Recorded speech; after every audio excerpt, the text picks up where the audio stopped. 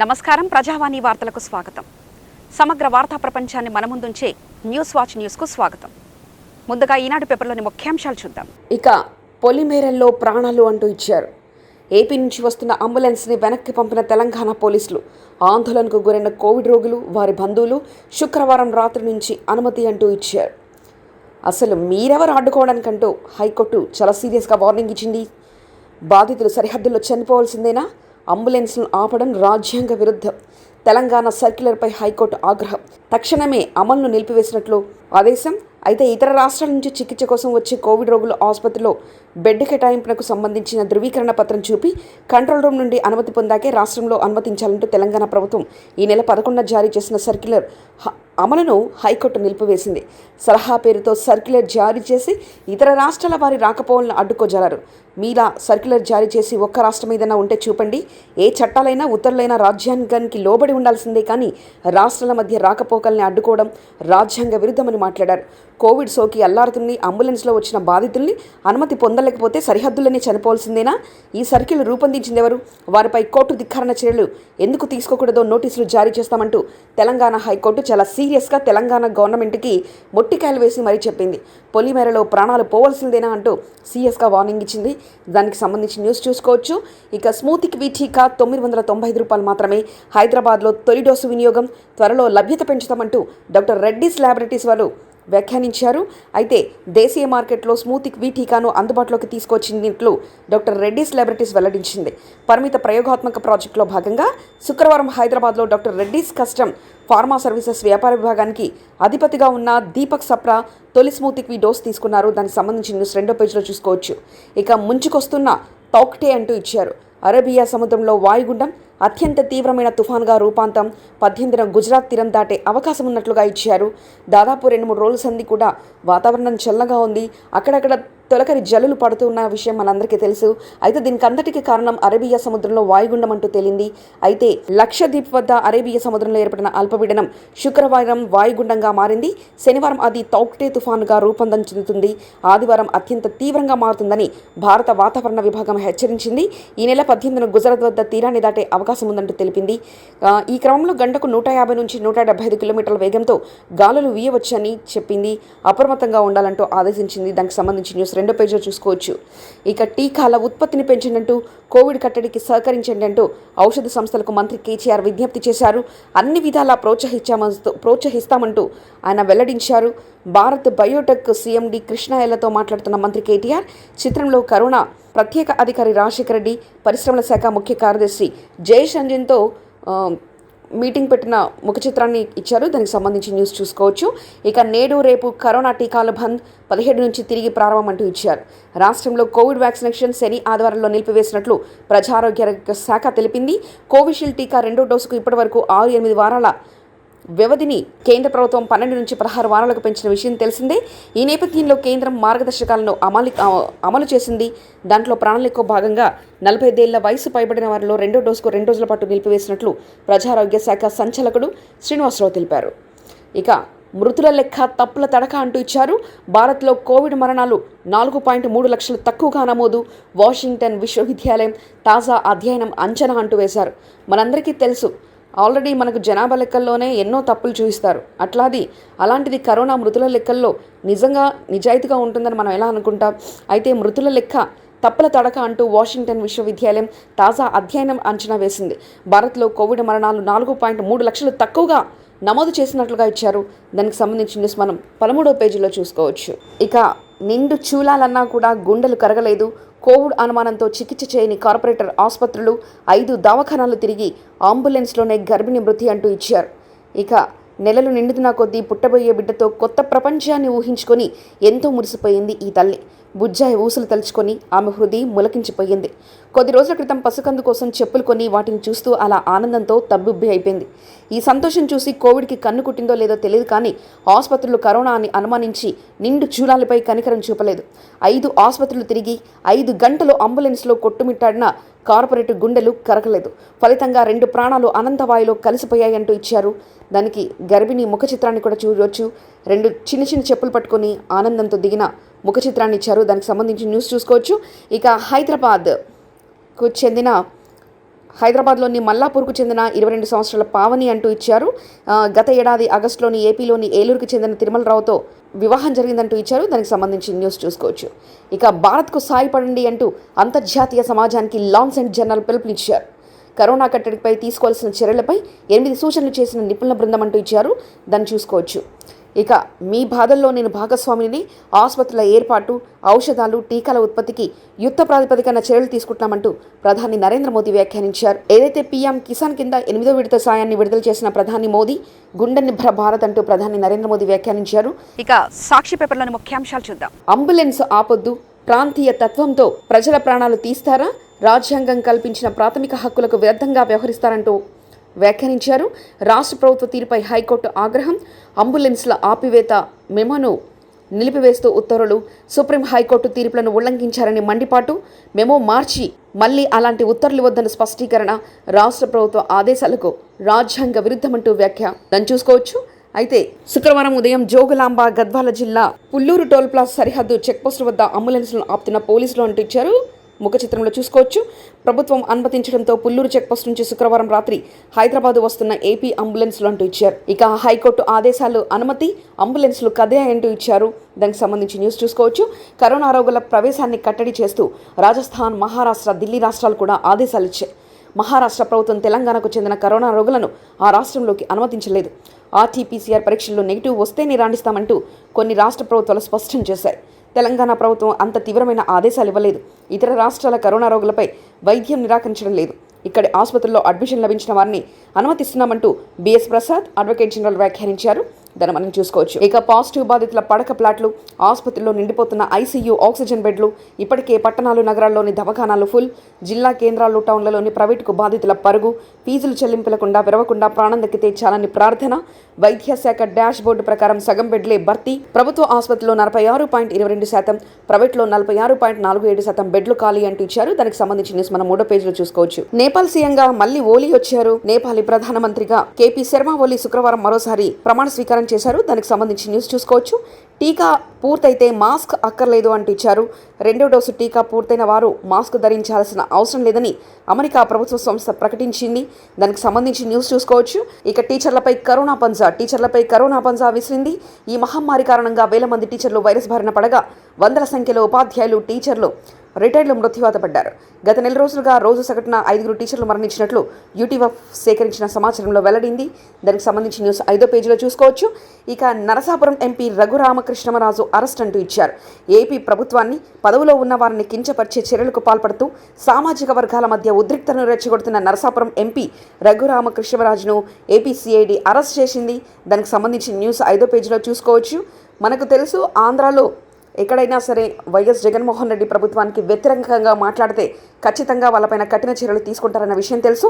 అయితే అందులో ఏపీ ప్రభుత్వంలో ఎంపీగా ఉన్న రఘురామకృష్ణమరాజు అప్పుడప్పుడు జగన్ ప్రభుత్వం పైన నిష్పక్షపాతంగా అతను వ్యాఖ్యలు చేశాడన్న విషయం తెలుసు, విమర్శిస్తారన్న విషయం తెలుసు. అయితే దాన్ని సీరియస్గా తీసుకున్న అక్కడ ఏపీ గవర్నమెంట్ అతన్ని అరెస్ట్ చేశారు. కొన్ని పేపర్లలో నిన్న వరకు కొన్ని సామాజిక మాధ్యమాల్లో అరెస్ట్ కాదు, కిడ్నాప్ చేశారంటూ ఇచ్చారు. కిడ్నాపా, అరెస్టా అంటూ కూడా సామాజిక మాధ్యమాల్లో ఇచ్చారు. మొత్తానికి చూసుకుంటే వాళ్ళ పార్టీకి చెందిన ఎంపీని అరెస్టు చేసింది అక్కడ ప్రభుత్వం. దానికి సంబంధించిన న్యూస్ 5వ పేజీలో చూసుకోవచ్చు. ఇక పొరుగు రోగులను ఇబ్బంది పెట్టట్లేదు అంటూ ఇచ్చారు. రాష్ట్రంలోని ఆసుపత్రుల్లో వైద్యం కోసం వచ్చి పొరుగు రాష్ట్రాల కరోనా బాధితులను ఇబ్బంది పెట్టడం లేదంటూ public health director G Srinivasarao స్పష్టం చేశారు. దాన్ని 2వ పేజీలో చూసుకోవచ్చు. సరిహద్దుల్లో ఆపేశారు. ఏపీ, ఇతర రాష్ట్రాల నుంచి వస్తున్న అంబులెన్స్ను ఆపిన పోలీసులు, లైఫ్ సపోర్ట్తో వచ్చిన వారిని తిప్పి పంపేసిన వైనం, ఆసుపత్రి బెడ్రూ, కంట్రోల్ రూమ్ లెటర్ ఉంటేనే వదులుతామని స్పష్టీకరణ, పుల్లూరు చెక్పోస్ట్ వద్దకు వచ్చిన 3 ఎంపీ ఎమ్మెల్యేలు, కోవిడ్ రోగుల బంధువులు, బీజేపీ కార్యకర్తల ఆందోళన, కన్నీరు పెట్టుకుంటూ కాళ్ళు పట్టుకుంటామంటూ బతిమాలిన బంధువులు, తామేమీ చేయలేమంటూ ప్రభుత్వ ఆదేశాలని అమలు చేస్తున్నామన్న పోలీసులు, రాత్రి 8 వరకు ఇదే పరిస్థితి అంటూ ఇచ్చారు. దాన్ని 2వ పేజీలో మనం చూసుకోవచ్చు. ఇక రికవరీలు 2 కోట్ల పైనే అంటూ ఇచ్చారు. పెరిగిన పెట్రోల్ ధరలు అంటూ ఇచ్చారు. దానికి సంబంధించిన న్యూస్ మనం సాక్షి పేపర్లో చూసుకోవచ్చు. ఇక ఆంధ్రజ్యోతి పేపర్లోని ముఖ్యాంశాలు చూద్దాం. ఇక 12.5 కోట్ల మందికి స్మూతిక్స్ ఏడాదిలో ఇస్తాం. డాక్టర్ రెడ్డిస్ ల్యాబొరేటరీస్ వ్యాక్సిన్ విడుదల. హైదరాబాద్లో మొదటి డోసు 1 డోసు 995 రూపాయలు. రాష్ట్ర ప్రభుత్వాలు, ప్రైవేట్కు ఒకే ధర. జూన్ నుండి అమల్లోకి. త్వరలో స్మృతిక్ లైట్ విడుదల అంటూ ఇచ్చారు. దాన్ని 13వ పేజీలో చూసుకోవచ్చు. పీఎం కిసాన్ నిధులు 20,000 కోట్ల విడుదల, ఇప్పటికీ 1.35 లక్షల కోట్లు ఇచ్చామంటూ మోదీ వ్యాఖ్యానించారు. తెలంగాణకు 724 కోట్లు అంటూ ఇచ్చారు. దాన్ని మనం చూసుకోవచ్చు. ఇక కేసులు మించి రికవరీలు దేశంలో 4 రోజుల్లో మూడోసారి నమోదు. మొత్తం 2 కోట్లు దాటి కోలుకున్న వారి సంఖ్య, మళ్ళీ 4,000 మరణాలు, 3.43 లక్షల కేసులు. కేరళలో లాక్డౌన్ 23వ తేదీ వరకు పొడిగింపు అంటూ ఇచ్చారు. అయితే ఇంకోటి కరోనా నుంచి ఇప్పుడు కోలుకున్న తర్వాత కొంచెం ఊపిరి పీల్చుకుంటున్నామన్న టైంలో కొత్తగా ఒక ఫంగస్ వచ్చింది. దాని పేరే బ్లాక్ ఫంగస్. మహారాష్ట్రలో వణికిస్తుంది ఆ ఫంగస్. బ్లాక్ ఫంగస్ అనేసి కూడా కొత్తగా వచ్చింది. మన తెలంగాణ రాష్ట్రంలో కూడా 2 కేసులు నమోదయ్యాయి. దానికి సంబంధించి న్యూస్ చూసుకోవచ్చు. ఇక మహారాష్ట్రను వణికిస్తున్న బ్లాక్ ఫంగస్ అంటూ ఇచ్చారు. దానికి సంబంధించిన న్యూస్ మనం 4వ పేజీలో చూసుకోవచ్చు.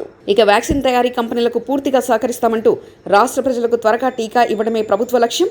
కోవిడ్ ట్రాన్స్పోర్ట్ సమావేశంలో మంత్రి కేటీఆర్ ఫార్మా కంపెనీలు వ్యాక్సిన్ తయారీదారులతో భేటీ అంటూ ఇచ్చారు. ఇక రఘురామ అరెస్ట్, పుట్టినరోజు ఇంట్లో ఉండగా హైదరాబాద్కు 35 మంది ఏపీ సిఐడి పోలీసులు, కుట్రలు విద్వేషాలతో ప్రభుత్వ ప్రతిష్ఠ దెబ్బతీశారని అభియోగాలు, ఇంటి గోడకు సిఐడి నోటీసు, గచ్చిబౌలి నుంచి గుంటూరుకు నవంబర్లోనే హార్ట్ సర్జరీ, మందులు వేసుకునేందుకు అనుమతించలేదు అంటూ తనయుడు భరత్ వ్యాఖ్యానించారు. హౌస్ మోషన్ పై నేడు విచారణ, మెజిస్ట్రేట్ ముందుకు వద్దు అంటూ హైకోర్టు వ్యాఖ్యానించారు. దానికి సంబంధించి న్యూస్ చూసుకోవచ్చు.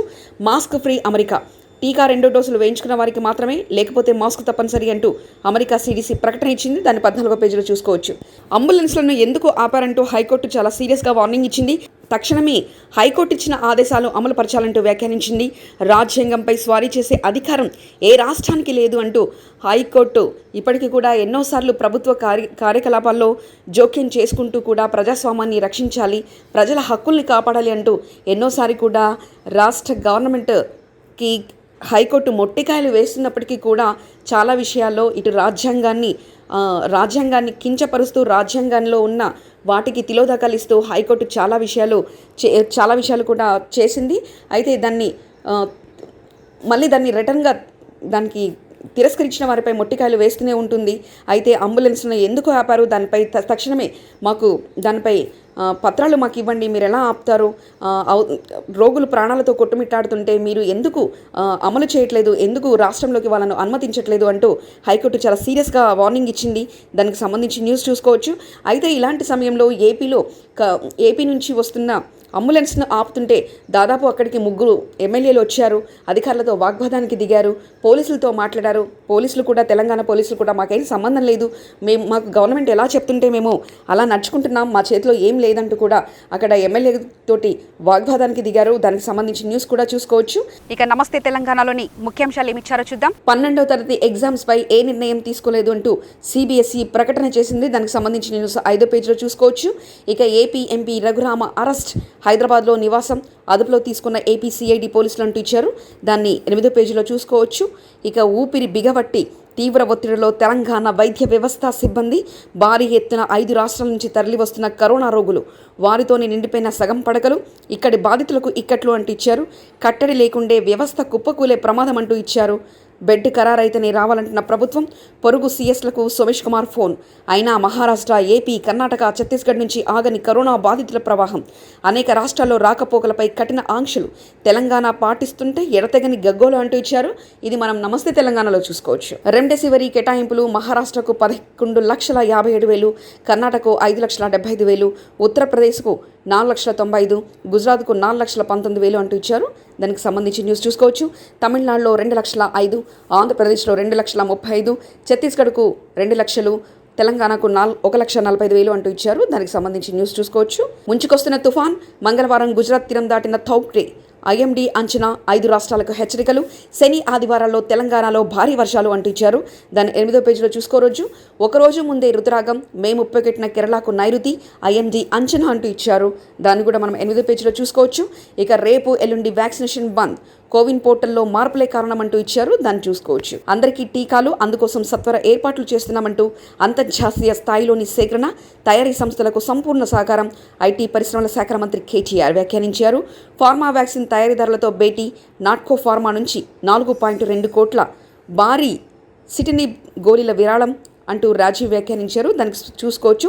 ఇక స్మూతిక్వి 1 డోస్ 995 రూపీస్ ఇచ్చారు. ఇది తెలంగాణ గవర్నమెంట్కి కానీ ఇటు ప్రైవేటుకి కానీ ఒకటే రేటు. ఒక్క డోసు 995 అంటే ఇక 2 డోసులు కలిపి 10 రూపాయలు తక్కువ 2000గా నిర్ధారించారు. దానికి సంబంధించిన న్యూస్ చూసుకోవచ్చు. ధర ప్రకటించిన డాక్టర్ రెడ్డీస్ ల్యాబొరేటరీస్ దేశీయంగా ఉత్పత్తి మొదలైతే ధర తగ్గే అవకాశం. మొదటి డోసు టీకా తీసుకున్న కంపెనీ ఉద్యోగి అంటూ ఇచ్చారు. కంపెనీ ఉద్యోగి డోస్ తీసుకున్న ముఖ చిత్రాన్ని కూడా ఇచ్చారు. దానికి సంబంధించిన న్యూస్ మనం నమస్తే తెలంగాణలో చూసుకోవచ్చు. ఇక విజన్ ఆంధ్రలోని ముఖ్యాంశాలు చూద్దాం. ఇక కరోనాతో తల్లిదండ్రులు కోల్పోయిన పిల్లలకు ఉచిత విద్య అంటూ ఢిల్లీ ముఖ్యమంత్రి కేజ్రీవాల్ వ్యాఖ్యానించారు. దానికి సంబంధించి న్యూస్ చూసుకోవచ్చు. మీ బాధ నన్ను అంతే వేధిస్తుంది, ప్రజల కోవిడ్ కష్టాలపై ప్రధాని ఆవేదన వ్యక్తం చేశారు. దానికి సంబంధించి న్యూస్ చూసుకోవచ్చు. అయితే ప్రధాని మొదటి వేవ్లో చాలా యాక్టివ్గా ఉండి చక్కని ప్రణాళికలతో ఉన్న ప్రధాని రెండో వేవ్లో అంత సుదీర్ఘంగా ఆలోచించలేదు అంటూ వ్యాఖ్యానించారు. మొదటి వేవ్లో ఎంతో ఇబ్బందులు పడ్డా దేశం మొత్తం అంటే చాలా దేశాలకు కూడా భారత్ వాళ్ళందరికీ కూడా అగ్రగామిగా నిలిచింది. భారత్ వాళ్ళందరికీ కూడా ఒక సూచిగా నిలిచింది. వేరే దేశాలకు మనం టీకాలు పంపిణీ చేశాం. చివరికి పాకిస్తాన్కు కూడా మనల్ని ఇబ్బంది పెడుతున్న పాకిస్తాన్కు కూడా దయతో మనము టీకాలు కూడా వాళ్ళకు సప్లై చేశాము. అలాంటి భారత్ లాస్ట్కు కరోనా సెకండ్ వేవ్లో చాలా ఇబ్బంది పడింది. ఇక తప్పనిసరి మాస్క్ నిబంధన ఎత్తివేసిన అమెరికా కరోనా టీకాలు వేసుకున్న వ్యక్తులు మాస్కులు ధరించాల్సిన అవసరం లేదని America centre for disease control and prevention ప్రకటించింది. 2 డోసుల టీకా తీసుకున్న వారు ఎలాంటి ఆంక్షలు లేకుండా తమ కార్యకలాపాలు కొనసాగించవచ్చని చెప్పింది. కరోనా ఆంక్షలు సడలించాలని అధ్యక్షుడు జో బైడెన్ సిడిసిని కోరారు. పూర్తి స్థాయిలో వ్యాక్సిన్ వేయించుకున్న వారి పట్ల కోవిడ్ ఆంక్షలు సడలించాలని బైడెన్ ప్రభుత్వం ఒత్తిడి నేపథ్యంలో సిడిసి నిర్ణయం తీసుకున్నట్లుగా వ్యాఖ్యానించారు. దాన్ని మనం చూసుకోవచ్చు. ఇక అంబులెన్స్లను అడ్డుకోవడంపై తెలంగాణ హైకోర్టు సీరియస్ అయింది. దానికి సంబంధించి న్యూస్ తీసుకోవచ్చు. ఇతర రాష్ట్రాల నుంచి వచ్చే పేషెంట్లతో సమస్యలు అవుతున్నాయంటూ తెలంగాణ హెల్త్ డైరెక్టర్ శ్రీనివాసన్ వ్యాఖ్యానించారు. ఇక ప్రజల ప్రాణాలతో చెలగాటమాడుతున్నారంటూ బండి సంజయ్ వ్యాఖ్యానించారు. దాన్ని చూసుకోవచ్చు. ప్రభుత్వ నిర్లక్ష్యం వల్లే కరోనా విజృంభణ అంటూ ఉత్తమ్ కుమార్ ప్రకటించారు. దానికి సంబంధించి న్యూస్ చూసుకోవచ్చు. ఇవి వాచ్ న్యూస్లోని ముఖ్యాంశాలు. రేపటి వాచ్ న్యూస్లో మళ్ళీ కలుసుకుందాం. నమస్కారం.